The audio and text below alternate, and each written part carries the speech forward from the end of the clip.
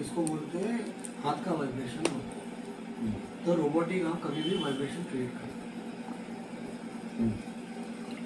उसके लिए ABB, siemens और दो चित्रोंची कंपनी है, क्या नाम है सर? ये हो सर साइमन। नहीं सर, वो पंखे बनाते हैं उनको ना, ये ढक्कन खोल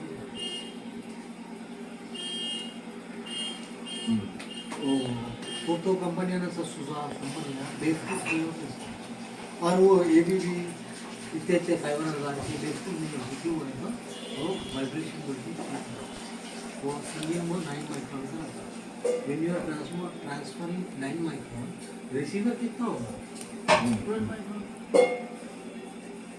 वाइब्रेशन कितना जाता है छोटा, वाइब्रेशन कितना है, उसके लिए वो लार्जर कोर यूज़ करते हैं, हायर बैंडविड्थ